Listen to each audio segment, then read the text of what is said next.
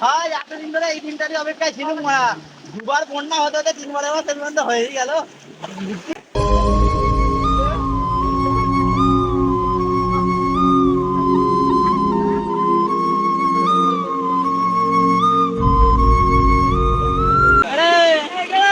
মন্টিয়া গেলি আজকে এত বন্যা তো খুব দিলে কোথায় যাচ্ছে না, মাথা ব্যথা নিচু করে মুরগিটা বল পড়ে গেছে নাকি? তোর কি খুব উৎসব বলে মনে হচ্ছে নাকি এটা? অবশ্যই উৎসব না, এটাই তো। আরে 12 মাসে 13 পার্বণ কেন বলে? বন্যাটাকে তো একটা উৎসব পার্বণ ধরা হয়। এটা একটা এনজয় করার সময় সবাই একটা এনজয় টিনজয় কর। কি করছিস তা? উৎসব পালন করবো বল ভাই, বাড়িতে খাবার দাবার কিছু নেই, সব ঘর জলে ডুবে গেছে, গরু টরু সব মাঠে ভেসে গেছে, আর কি করবো বল ভাই। ওইসব কথা বাদ দিয়ে নিয়ে আসি মাছ, একটু বাদে খেয়ে দিয়ে ফেলতে হবে জল।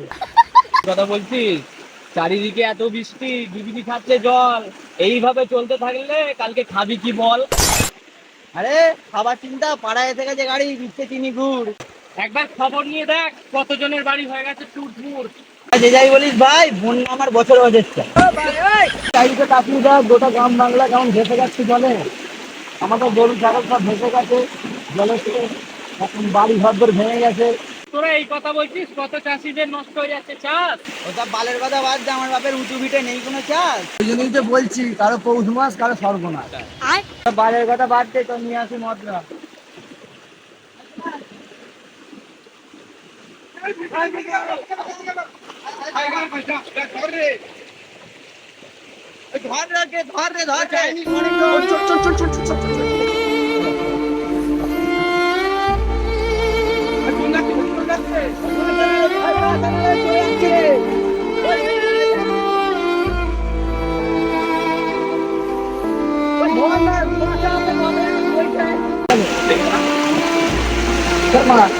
আমার ভাই করে কিসের জন্য এনেছিলাম, কি হয়ে গেল ভাই?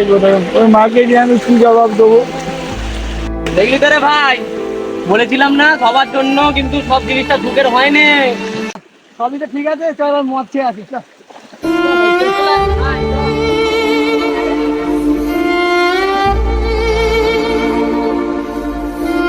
এই বন্যাতে কোনো এক শ্রেণী ভালোভাবে ঘরে শুয়ে বসে দিন কাটালেও আরেক শ্রেণী কিন্তু ভাবছে কীভাবে ঘরে থাকবে, কারণ তাদের ঘরেতে জল চলে গেছে। কোনো এক শ্রেণী মাছ ধরে মজা করলেও আরেক শ্রেণী কিন্তু খুব কষ্টেই থাকবে, কারণ তার পুকুরের সমস্ত মাছ বন্যায় ভেসে গেছে। অনেক পশু পাখির অনেক ক্ষতি হবে।